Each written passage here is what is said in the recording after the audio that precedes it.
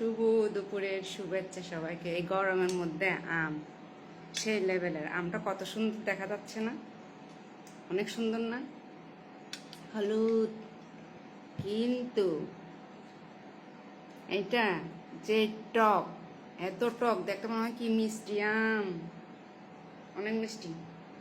টক যে শ্রেষ্ঠ টক, কিন্তু টক খাওয়া ভালো গরমের মধ্যে, শরীরটা ভালো লাগে টক খাওয়া। কিন্তু এত টক, পরবর্তীতে আর কিছু খাইতে ইচ্ছা করে না টক খাওয়ার পরে।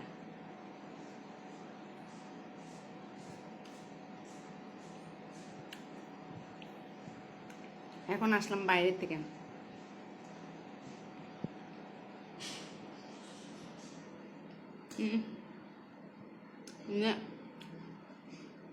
ছেলে তো খায় না, মেয়েকে দিয়েছে, মেয়ে বলে আমি খাবো না।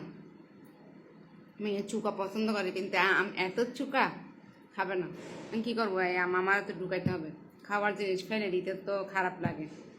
একটা কথা আছে না, অপচয়কারীকে আল্লাহ পছন্দ করে না। আমি অপচয় করতে পারি না, কষ্ট হইলেও অন্ধর্মহলে ঢুকাই দিব।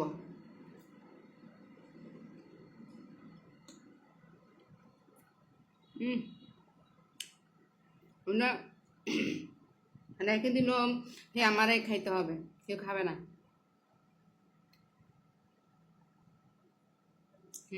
মিষ্টি, কালারটা কি সুন্দর, এত টক।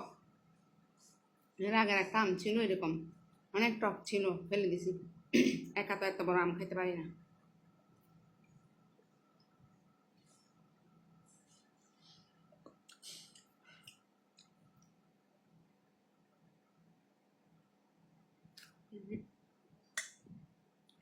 ঠান্ডা তো, এই জন্য ভালো লাগছে খাইতে। বাইরে প্রচণ্ড গরম। ফিনিশ।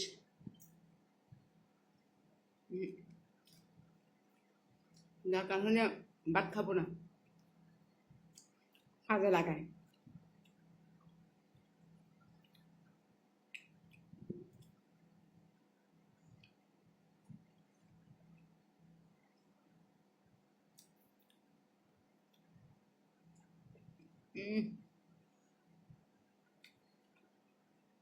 বাবা, ও এত টক কেন? এত টক কেন? মানুষ বলে কি এত স্বাদ কেন? আমি বলবো কি এত টক কেন?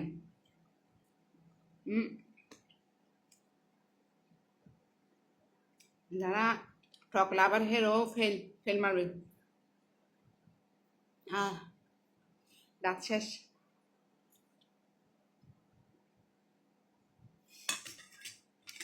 এখন যুদ্ধ চলবে এই যে এটা নিয়ে।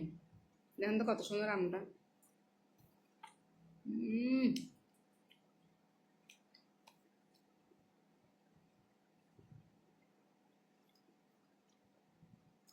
আর ডুববে না।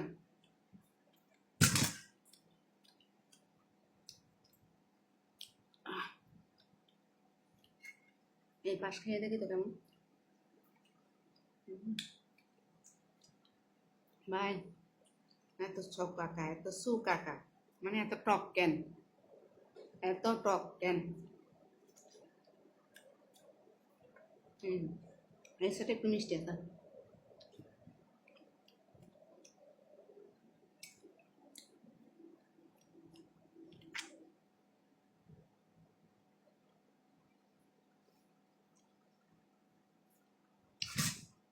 বাবাই,